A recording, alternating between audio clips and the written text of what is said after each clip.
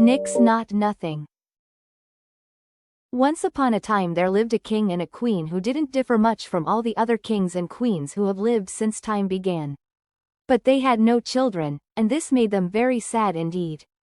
Now it so happened that the king had to go and fight battles in a far country, and he was away for many long months. And, lo and behold, while he was away the queen at long last bore him a little son.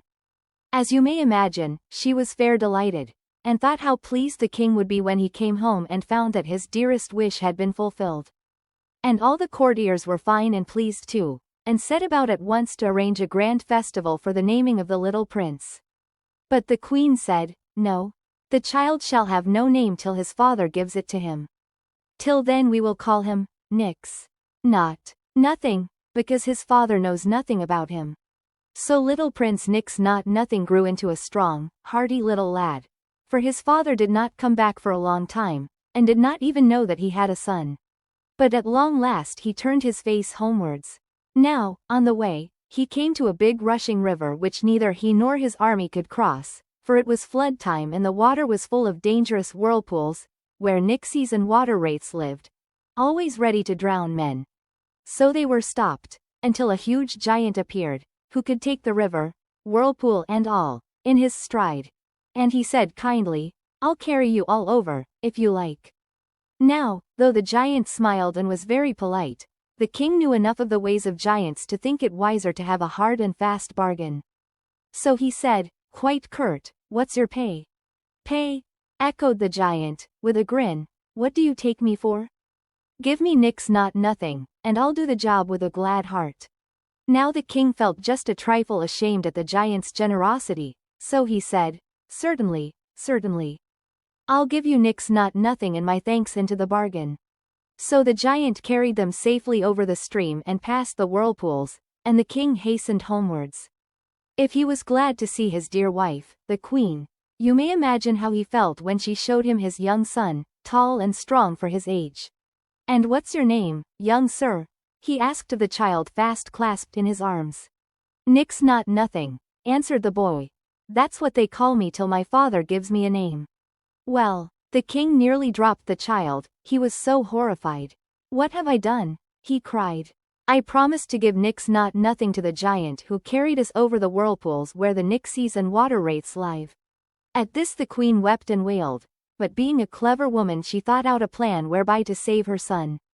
So she said to her husband the king, "If the giant comes to claim his promise, we will give him the henwife's youngest boy. She has so many she will not mind if we give her a crown piece, and the giant will never know the difference." Now sure enough the very next morning the giant appeared to claim Nix Naught Nothing, and they dressed up the henwife's boy in the prince's clothes and wept and wailed when the giant, fine and satisfied, carried his prize off on his back. But after a while he came to a big stone and sat down to ease his shoulders. And he fell a dozing. Now, when he woke, he started up in a fluster, and called out, "Hodge, Hodge, on my shoulders. Say, what day make the time o' day?" And the henwife's little boy replied, "Time that my mother the henwife takes the eggs for the wise queen's breakfast cakes." Then the giant saw at once the trick that had been played on him, and he threw the henwife's boy on the ground, so that his head hit on the stone and he was killed. Then the giant strode back to the palace in a tower of a temper, and demanded, Nix Naught Nothing. So this time they dressed up the gardener's boy, and wept and wailed when the giant, fine and satisfied, carried his prize off on his back. Then the same thing happened. The giant grew weary of his burden, and sat down on the big stone to rest. So he fell a dozing, woke with a start, and called out, "Hodge, Hodge, on my shoulders. Say, what day make the time o' day?" And the gardener's boy replied, "Time that my father the gardener took greens for the wise queen's dinner to cook." So the giant saw at once that a second trick had been played on him and became quite mad with rage.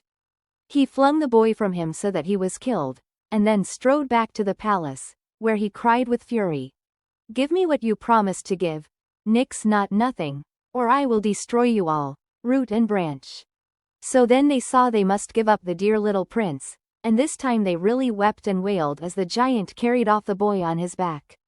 And this time, after the giant had had his rest at the big stone, and had woke up and called, Hodge, Hodge, on my shoulders.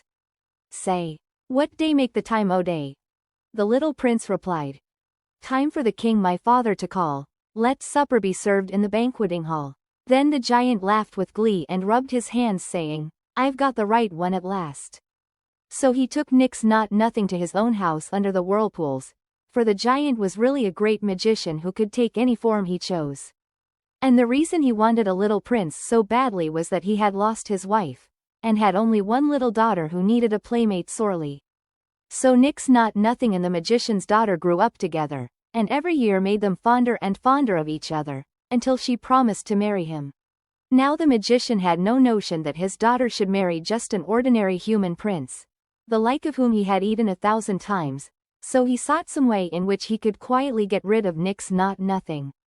So he said one day, I have work for you, Nix Naught Nothing. There is a stable hard by which is 7 miles long, and 7 miles broad, and it has not been cleaned for 7 years. By tomorrow evening you must have cleaned it, or I will have you for my supper. Well, before dawn, Nix Naught Nothing set to work at his task, but, as fast as he cleared the muck, it just fell back again.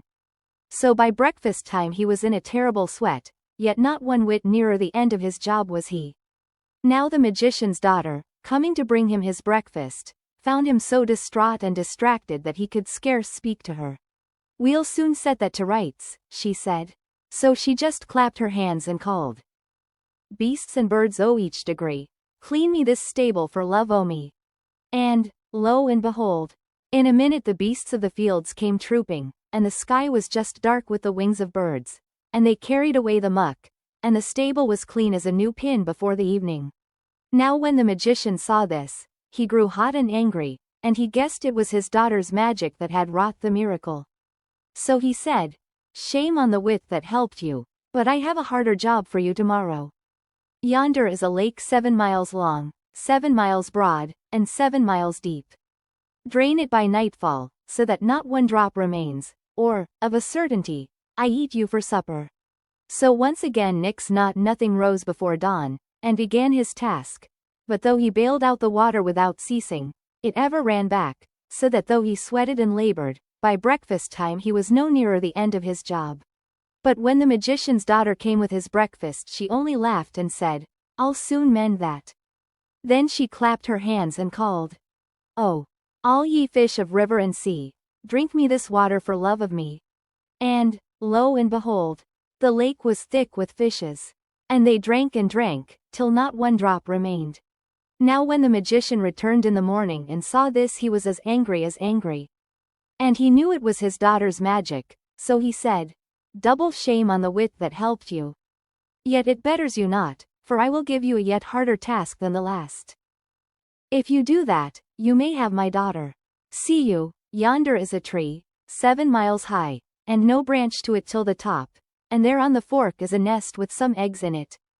Bring those eggs down without breaking one or, sure as fate, I'll eat you for my supper. Then the magician's daughter was very sad, for with all her magic she could think of no way of helping her lover to fetch the eggs and bring them down unbroken. So she sat with Nix Naught Nothing underneath the tree, and thought, until an idea came to her, and she clapped her hands and cried, Fingers of mine, for love of me, help my true lover to climb the tree. Then her fingers dropped off her hands one by one and ranged themselves like the steps of a ladder up the tree. But they were not quite enough of them to reach the top, so she cried again, Oh, toes of mine, for love o' me, help my true lover to climb the tree. Then her toes began to drop off one by one and range themselves like the rungs of a ladder, but when the toes of one foot had gone to their places the ladder was tall enough. So Nix Naught Nothing climbed up it, reached the nest, and got the 7 eggs. Now, as he was coming down with the last, he was so overjoyed at having finished his task, that he turned to see if the magician's daughter was overjoyed too, and lo! The 7th egg slipped from his hand and fell. Crash! Quick, quick! Cried the magician's daughter, who, as you will observe, always had her wits about her. There is nothing for it now but to fly at once. But first I must have my magic flask, or I shall be unable to help.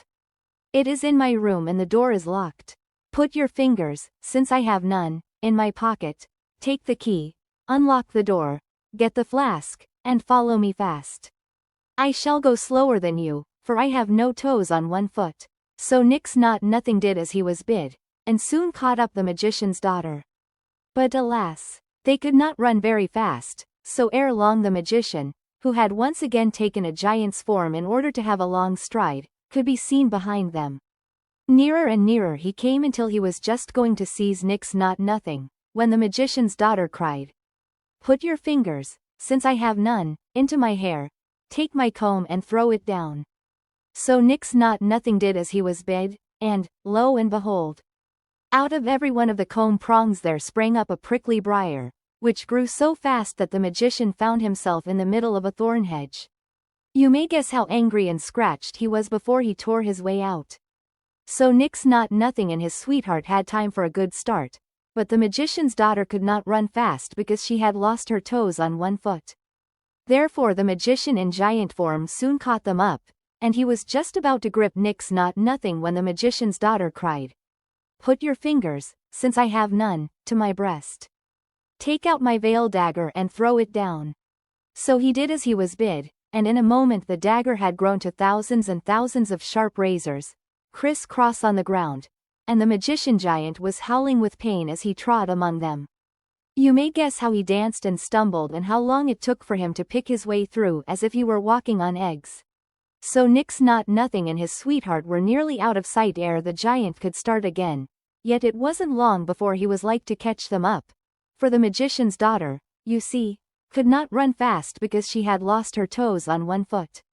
She did what she could, but it was no use.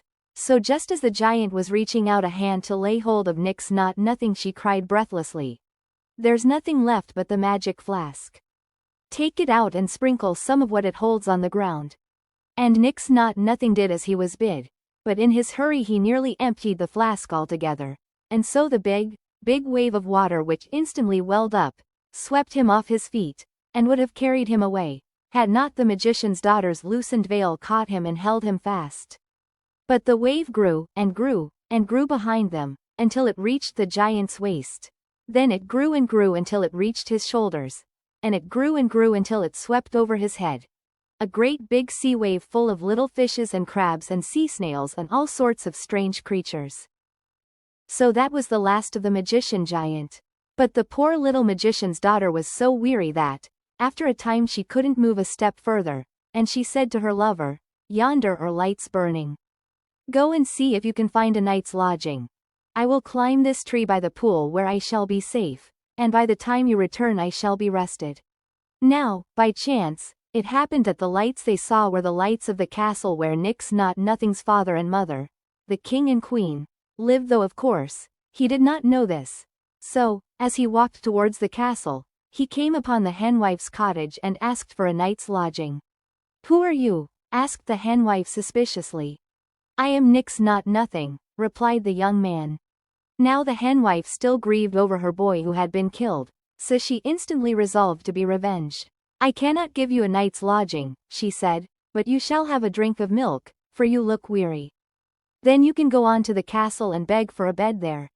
So she gave him a cup of milk, but, being a witch woman, she put a potion to it so that the very moment he saw his father and mother he should fall fast asleep, and none should be able to waken him, so he would be no use to anybody, and would not recognize his father and mother.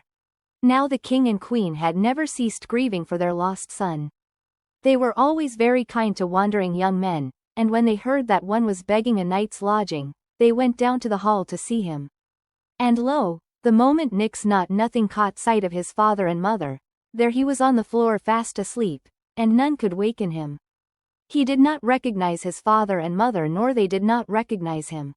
But Prince Nix Naught Nothing had grown into a very handsome young man, so they pitied him very much, and when none, do what they would, could waken him, the king said, "A maiden will likely take more trouble to waken him than others, seeing how handsome he is. Send forth a proclamation that if any maiden in my realm can waken this young man, she shall have him in marriage, and a handsome dowry to boot." So the proclamation was sent forth, and all the pretty maidens of the realm came to try their luck, but they had no success. Now the gardener whose boy had been killed by the giant had a daughter who was very ugly indeed. So ugly that she thought it no use to try her luck, and went about her work as usual. So she took her pitcher to the pool to fill it. Now the magician's daughter was still hiding in the tree waiting for her lover to return. Thus it came to pass that the gardener's ugly daughter, bending down to fill her pitcher in the pool, saw a beautiful shadow in the water, and thought it was her own. "If I am as pretty as that," she cried, "I'll draw water no longer."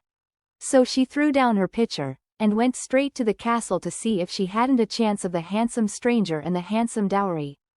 But of course she hadn't, though at the sight of Nix Naught Nothing she fell so much in love with him, that, knowing the henwife to be a witch, she went straight to her, and offered all her savings for a charm by which she could awaken the sleeper.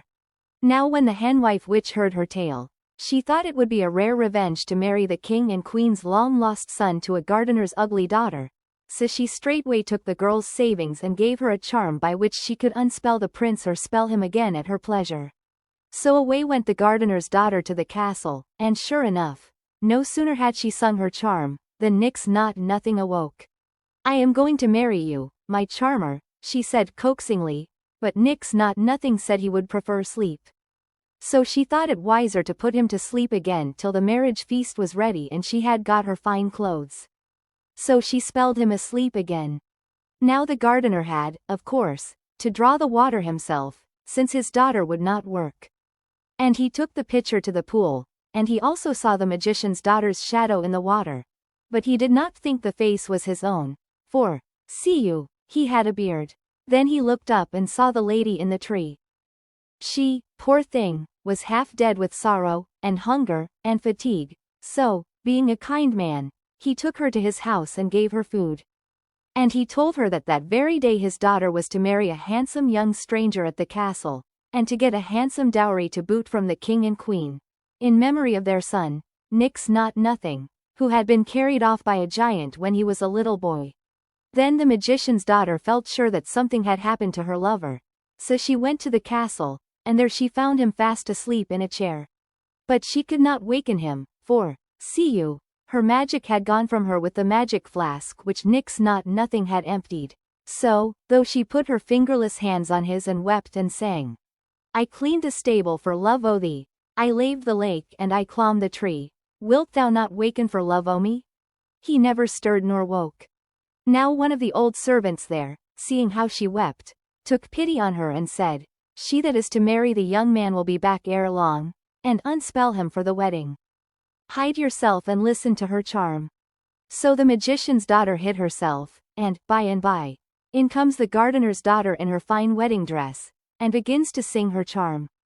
But the magician's daughter didn't wait for her to finish it, for the moment Nix Naught Nothing opened his eyes, she rushed out of her hiding place, and put her fingerless hands in his. Then Nix Naught Nothing remembered everything. He remembered the castle, he remembered his father and mother, he remembered the magician's daughter and all that she had done for him. Then he drew out the magic flask and said, surely there must be enough magic in it to mend your hands."